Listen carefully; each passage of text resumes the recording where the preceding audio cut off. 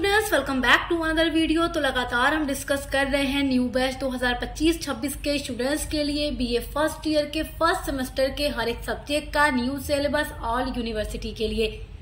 अगर आप लोगों ने भी 2025-26 में अपने बीए में एडमिशन लिया है तो आज का वीडियो आपके लिए बहुत ज्यादा हेल्पफुल और इंटरेस्टिंग होने वाला है, क्योंकि आज की वीडियो में मैं आप लोगों के साथ शेयर करने वाली हूँ आपके BA first year first semester sociology का यानी समाज शास्त्र का न्यू सिलेबस। आप लोगों ने अपने बीए फर्स्ट सेमेस्टर में चाहे कोई भी सब्जेक्ट ले रखा हो, अपने मेजर में या माइनर में, तो हर एक सब्जेक्ट का हम सिलेबस डिस्कस कर रहे हैं जो नवीनतम पाठ्यक्रम पर आधारित है, NEP 2020 के अकॉर्डिंग है हर यूनिवर्सिटी के लिए। तो आज की वीडियो में हम समाज शास्त्र का सिलेबस डिस्कस करेंगे और नेक्स्ट वीडियो से इसकी हम क्लासेस स्टार्ट कर देंगे। और ऐसे ही आपको हर एक सब्जेक्ट का सिलेबस और क्लासेस हमारे चैनल पर मिलती रहेंगी, क्योंकि सक्सेस मास्टर पॉइंट बीए के लिए बेस्ट चैनल है। तो आप पहली बार आए हैं तो सब्सक्राइब जरूर कीजिएगा। तो बीए फर्स्ट ईयर का फर्स्ट सेमेस्टर जो कि आपके बीए का पहला सेमेस्टर है, पहला ईयर है, तो आपको अभी जानना होगा कि आपका सिलेबस क्या होता है, सिलेबस में कितनी यूनिट्स होती हैं, अपने सिलेबस को किस तरीके से पढ़ना है, एग्जाम तक अपने सिलेबस को कैसे कवर करना है और हमारे सिलेबस के टॉपिक से एग्जाम में कैसे क्वेश्चंस आएंगे, ये सब कुछ आपको अभी जानना है, क्योंकि आपको अभी कुछ भी आइडिया नहीं है। तो हम हर वीडियो में आपको ये सारी चीजें बताते रहेंगे, आपको टेंशन बिल्कुल भी नहीं लेना है। सबसे पहले आज हम जान लेते हैं आपको सोशियोलॉजी में क्या क्या चीजें पढ़नी है जहाँ से एग्जाम में क्वेश्चन आएगा। तो आपके हर एक सिलेबस के अंदर 1 से लेकर 8 तक की यूनिट्स होंगी, यानी टोटल 8 यूनिट्स, और उन 8 यूनिट्स के अंदर बहुत सारे टॉपिक होंगे। तो आपका यूनिट नंबर फर्स्ट देखते हैं। यूनिट नंबर फर्स्ट में आपको पढ़ना है समाज शास्त्र। अब देखिए, आप सबसे पहले ये जानिए कि समाज शास्त्र है क्या। तो इसका अर्थ पढ़ना है, समाज शास्त्र का अर्थ, परिभाषा। जितने भी समाज शास्त्री थे उन्होंने अपने अनुसार, अपने शब्दों में सोशियोलॉजी के लिए जो अलग अलग परिभाषाएं दी हैं, उनके अनुसार परिभाषाओं का अध्ययन आपको करना है, उसके बारे में पढ़ना है। उसके बाद आपको पढ़ना है समाज शास्त्र की प्रकृति, समाज शास्त्र का नेचर कैसा है, ये आपको पढ़ना है, जो कि आपके एग्जाम के लिए बहुत ही इम्पोर्टेंट टॉपिक है। उसके बाद है समाज शास्त्र का दायरा, उसके बाद है उदय। समाज शास्त्र का उदय मतलब कि उत्पत्ति किस तरीके से हुई। देखिए, फादर ऑफ सोशियोलॉजी कहा जाता है ऑगस्ट काम्टे को, जो कि फ्रांस के विद्वान थे। उन्होंने ही सबसे पहले समाज शास्त्र को विकसित किया था एज अ सब्जेक्ट। और हमारे भारत में समाज शास्त्र का पिता डॉक्टर सदाशिव घुरिये को कहा जाता है, जिन्होंने भारत में समाज शास्त्र को विकसित किया। तो दोनों के नाम आपको याद रखना है। उसके बाद अगला आपका टॉपिक है समाज शास्त्र एक विज्ञान के रूप में कैसे है, इसको डिस्कस कीजिए। तो ये भी हम पढ़ेंगे, सारा कुछ बहुत ही डिटेल में नए तरीके से आपको पढ़ाया जाएगा। वैसे मैं पहले पढ़ा चुकी हूँ, सारी क्लासेस ऑलरेडी चैनल पे हमारे अपलोड हैं, बट इस बार 2025-26 में एक नए तरीके से आपको पढ़ाने का पूरा प्रयास किया जाएगा। बहुत आसान तरीके से आपकी वीडियोस पूरी नोट्स के साथ आपको दी जाएंगी और वो नोट्स आपके एग्जाम में आपकी बहुत मदद करेंगे। अब देखते हैं आपका unit number second. Unit number second में आपको पढ़ना है समाज शास्त्र और अन्य सामाजिक विज्ञान। देखिए, जो समाज शास्त्र है ये भी एक तरह का सामाजिक विज्ञान है, जिसमें समाज का हम अध्ययन करते हैं। तो यूनिट नंबर फर्स्ट के अंदर तो आप सब कुछ समाज शास्त्र के बारे में जान चुके रहे होंगे जब आप इसको पढ़ लेंगे। तब उसको पढ़ने के बाद आप जब दूसरी यूनिट में आएंगे तो आपको ये जानना होगा कि जो समाज शास्त्र है और उसके अलावा अन्य जितने भी सामाजिक विज्ञान है, उनके साथ समाज शास्त्र का क्या संबंध है, यानी क्या रिलेशन है, और क्या अंतर है, यानी क्या डिफरेंसेस है। तो यहाँ पर आपके सिलेबस में सामाजिक विज्ञानों के नाम भी दिए गए हैं। पहला है मानव शास्त्र, जिसमें मानव के बारे में आप अध्ययन करते हैं। अर्थशास्त्र, जिसमें आप आर्थिक चीजों के बारे में, अर्थव्यवस्था के बारे में अध्ययन करते हैं।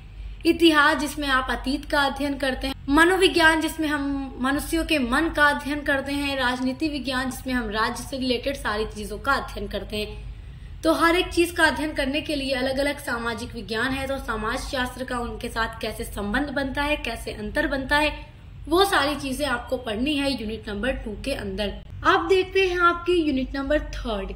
तो इसमें आपको पढ़ना है समाज शास्त्र की बुनियादी अवधारणाओं के बारे में। समाज शास्त्र यानी सोशियोलॉजी की जितनी भी बुनियादी अवधारणाएं हैं उनके बारे में आपको पढ़ना है, जैसे कि समाज समाजशास्त्र की बुनियादी अवधारणाओं में पहला टॉपिक है समाज। तो समाज क्या होता है, समाज का अर्थ, इसकी परिभाषा, इसकी विशेषता और इसके जो भी तत्व हैं वो आपको पढ़ना है। उसके बाद समुदाय के बारे में भी वही सारी चीजें पढ़नी है कि समुदाय क्या है, इसकी परिभाषा अलग अलग विद्वानों के अनुसार क्या है, इसकी विशेषता क्या है या ये बनता कैसे है। संस्था के बारे में भी आपको वही सारी चीजें पढ़नी है। संघ के बारे में पढ़ना है, सामाजिक समूह के बारे में पढ़ना है जो मनुष्यों का समूह होता है, और पशु समूह यानी जो पशुओं का समूह होता है। यानी आप कह सकते हैं कि मनुष्यों का जो समाज है और जो पशुओं का समाज है उनके बारे में पढ़ना है, और दोनों के बीच अंतर भी आपको याद रखना है, क्योंकि एग्जाम में हमेशा ये क्वेश्चन बन जाता है कि मनुष्यों एवं पशुओं के समाज में अंतर स्पष्ट कीजिए। तो वो सब कुछ आपको मैं बहुत ही आसान तरीके से पढ़ाऊंगी, आपको बिल्कुल भी टेंशन नहीं लेना है। बस आपको क्या करना है, चैनल के साथ जुड़े रहना है, इसको सब्सक्राइब करके, और बेल आइकन प्रेस कीजिएगा ताकि वीडियोस आती रहे तो आपको नोटिफिकेशन मिलता रहे। यूनिट नंबर 4 देखिए, इसमें आपको पढ़ना है सामाजिक संस्थाएं। सामाजिक संस्थाओं में आपका परिवार जो है वो भी एक सामाजिक संस्था है। आप जिस फैमिली में रह रहे हैं वो एक क्या है, सामाजिक संस्था है। तो परिवार क्या है, परिवार का क्या अर्थ है, विद्वानों के अनुसार परिवार की अलग अलग क्या परिभाषाएं हैं, परिवार कितने प्रकार का है, परिवार की क्या विशेषता है। परिवार तो आप जानते हैं ये मोस्टली 2 तरीके का होता है, एक एकल परिवार यानी सिंगल जो फैमिली होती है, और एक ज्वाइंट फैमिली होती है, संयुक्त परिवार होता है। उसके बारे में आपको पढ़ना है। रिश्तेदार के बारे में पढ़ना है। रिश्तेदार का मतलब जो नातेदारी है, रिश्तेदारी कहिए या नातेदारी कहिए, उसके बारे में पढ़ना है। तो आप जानते हैं ये रिश्तेदारी 2 तरीके की होती है, खून का रिश्ता और एक शादी वाला रिश्ता।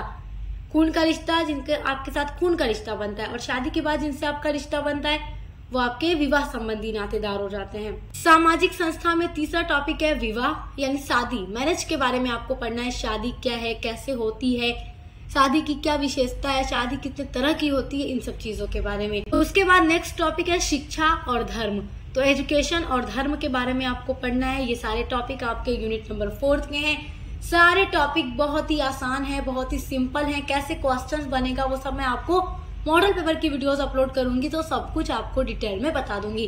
पहले हम सिलेबस जानेंगे और फिर क्लासेस करेंगे। सब क्लासेस करने के बाद हम मॉडल पेपर को डिस्कस करेंगे कि कैसे आपको एग्जाम की तैयारी करना है। यूनिट नंबर 5 देखिए, संस्कृति और सभ्यता के बारे में पढ़ना है।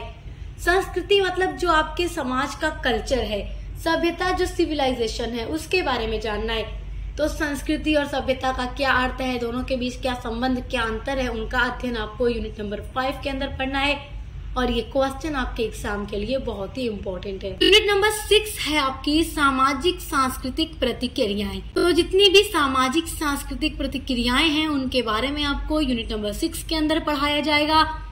जैसे कि सहयोग, सहयोग का मतलब होता है कि समाज में जो एक दूसरे की मदद करने की भावना होती है। जब मैं आपको पढ़ाऊंगी तो आपको चीजें अच्छे से समझ में आएंगी। तो सहयोग क्या है, इसका अर्थ, इसकी विशेषता, ये सारी चीजें आपको पढ़नी है।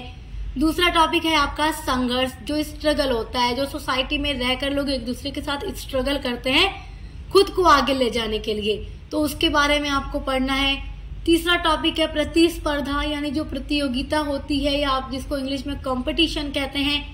तो जब भी समाज के अंदर कोई कंपटीशन होता है तो उसमें हर इंसान क्या चाहता है कि वही जीते, वही विनर हो।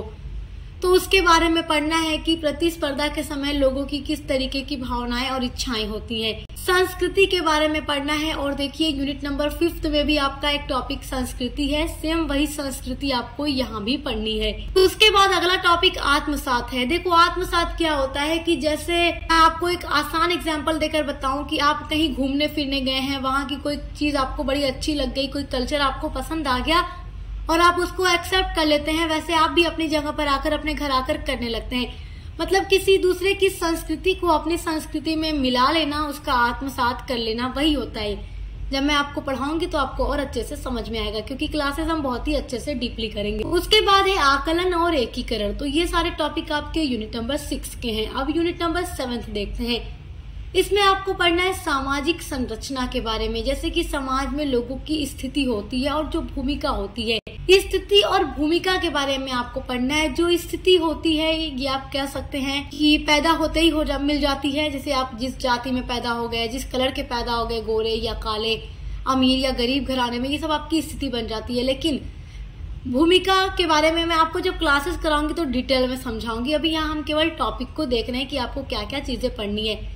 वैसे ही स्थिति और भूमिका के ऊपर ऑलरेडी वीडियोस अपलोड हैं, आप चाहें तो देख सकते हैं। मानदंड के बारे में पढ़ना है, लोक मार्ग के बारे में पढ़ना है और कार्य, प्रतिबंध और मूल्य, ये सारे टॉपिक आपको यूनिट नंबर 7 के अंदर पढ़ना है। आपका यूनिट नंबर 8 है सामाजिक स्तरीकरण और ये आपके सिलेबस की लास्ट यूनिट है।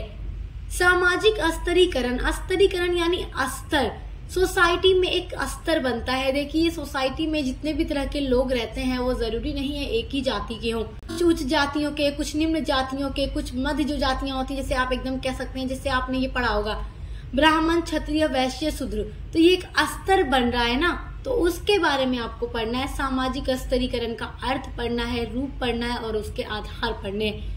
बहुत इजी टॉपिक है, आपको जल्दी समझ आ जाएगा। बाकी सारे टॉपिक इजी है, कुछ भी इसमें मुश्किल नहीं है।